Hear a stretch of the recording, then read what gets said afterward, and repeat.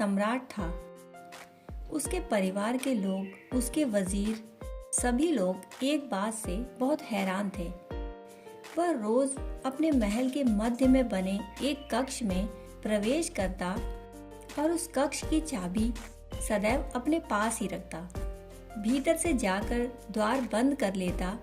उसमें एक ही द्वार था, कोई खिड़की भी न थी, सब तरफ से दीवारें बंद थी। वह उस भवन में रोज 24 घंटों में से 1 घंटा भीतर रहता। उसकी पत्नी भी न जानती कि वह वहाँ करता क्या है, क्योंकि उसने कभी किसी को नहीं बताया। कोई पूछता तो वह हंसकर चुप रह जाता। सारा घर इसी विस्मय और आश्चर्य में था। सारे लोगों की उत्सुकता निरंतर बढ़ती चली गई कि वह वहाँ करता क्या था। वह किसी को भी पता नहीं था कि वह वहाँ क्या करता था। रोज 1 घंटे वह उस बंद कमरे में होता, फिर चुपचाप बाहर निकल जाता, चाबी अपने पास रख लेता और दूसरे दिन फिर उस बंद कमरे में जाता। आखिर सभी की उत्सुकता अपनी चरम सीमा पर पहुंच गई और सारे घर के लोगों ने मिलकर साजिश की कि जानना ही पड़ेगा कि बात क्या है। वजीर, उस सम्राट की लड़की, उसके बेटे, उसकी पत्नियां, सभी उस साजिश में सम्मिलित थे। उन्होंने रात को दीवार में एक छेद किया ताकि कल सुबह वे जान सकें कि वह सम्राट वहाँ क्या करता था, वहाँ भीतर जाकर 1 घंटा होता क्या था। फिर दूसरे दिन सम्राट जब भीतर गया तो उन सभी ने उस छेद पर आंख रखकर देखा।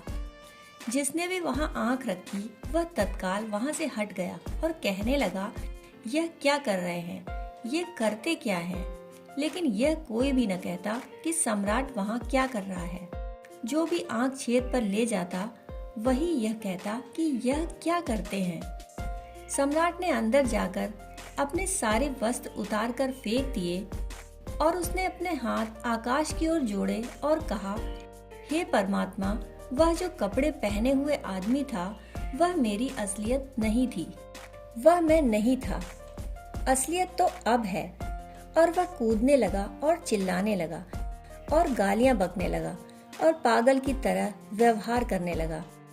जिसने भी उस छेद से आंख रखकर यह देखा वह तुरंत हट गया और उसने कहा कि यह सम्राट को क्या हो गया है।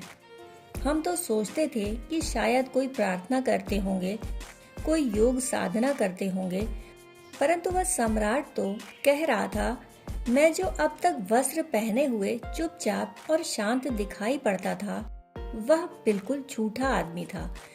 वह मैंने कोशिश कर करके बना लिया था। असली तो अब मैं यह हूँ। यह है मेरी असलियत, यह मेरी नग्नता, यह मेरा पागलपन।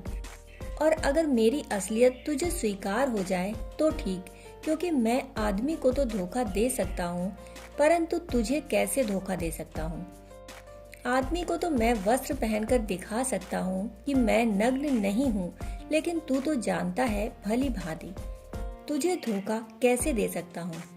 मैं आदमियों को तो दिखा सकता हूँ कि मैं बहुत शांत और आनंदित हूँ, लेकिन तू तो मेरे भीतर तक जानता है, तुझे मैं कैसे धोखा दे सकता हूँ। तेरे सामने तो मैं एक पागल हूँ। परमात्मा के सामने हम सब पागल की भांति हैं। परमात्मा को तो एक तरफ छोड़ दें, अगर हम अपने भीतर आंख ले जाएं, तो हम अपने सामने ही एक पागल की भांति प्रकट होंगे। मस्तिष्क बिल्कुल विक्षिप्त हो गया है, लेकिन इस तरफ हमारा कोई ध्यान ही नहीं, इसलिए इसे बदलने का हम उपाय भी नहीं कर पाते। पहली बात तो स्वयं के मस्तिष्क का सीधा साक्षात्कार है। यदि हम अपने मस्तिष्क का सीधा साक्षात्कार करना चाहते हैं तो हमें भय को छोड़ देना होगा। हमारा स्वयं को जानने का भय है कि कहीं हम बुरे आदमी तो ना हो। हम तो अपने को अच्छा आदमी बनाए हुए हैं, हम तो अच्छे दिखाई पड़ते हैं, हम तो साधु हैं, हम तो सरल चित्त हैं, हम तो ईमानदार हैं और सत्यवादी हैं। भय यह है कि कहीं यह पता न चल जाए कि हम झूठे हैं। मनुष्य के जीवन में यदि कोई कठिनाई है तो वह यह है, जैसा वह भीतर है, चाहे बुरा चाहे पागल, उसे वैसा ही सीधा और साफ जानने की हिम्मत और साहस की कमी का होना। दोस्तों, कहानी सुनने के लिए आपका बहुत बहुत आभार।